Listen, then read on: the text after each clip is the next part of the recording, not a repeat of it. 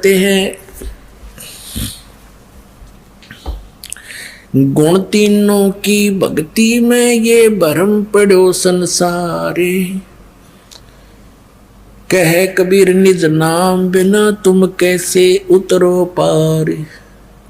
तीन देव की जो करते भक्ति उनकी कदे ना होवे मुक्ति। तीन देव रजगुण ब्रह्मा सतगुण विष्णु उत्तम गुण शिव जी। अब हम श्रीमद् भगवत गीता को पढ़ते हैं। अध्याय नंबर 7 में कमाल कर रखा गीता ज्ञानदाता काल में। ये यहाँ से शुरू होता है 7वां अध्याय 7वां अध्याय।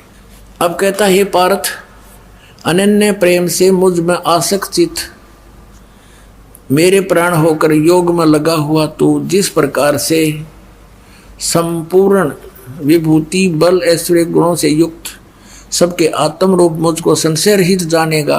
ये सीधा समग्र माम यानी समग्र माने पूर्ण रूप से सर्व सब भाव सब प्रकार से मुझको तू बिल्कुल संशय रहित जानेगा। ऐसा ज्ञान सुनाता हूँ सुन।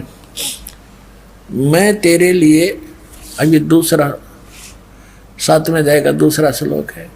मैं तेरे लिए इस विज्ञान सहित तत्व यानी तत्वज्ञानी ज्ञान को संपूर्णतः कहूँगा जिसको जानकर संसार में फिर कुछ जानने योग्य शेष नहीं रह जाता।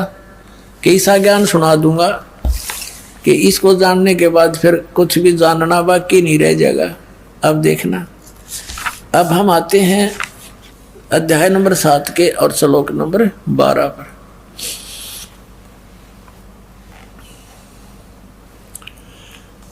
अब गीता ज्ञानदाता कहता है और भी जो सतगुण से उत्पन्न होने वाले भाव हैं और रजगुण से तथा तमगुण से उत्पन्न होने वाले भाव हैं उन सब को तो मुझसे होने वाले हैं ऐसा जान, परंतु वास्तव में उनमें मैं और वे मुझ में नहीं है। अभी आपको शिव पुराण में दिखाया था कि वहां क्या बताया है, ये देखिएगा शिव पर। इस प्रकार ब्रह्मा विष्णु रुद्र इन 3 देवताओं में गुण है और ये परंतु शिव ये काल रूपी ब्रह्म जो गीता भी वही बोल रहा है यो इनसे परे है।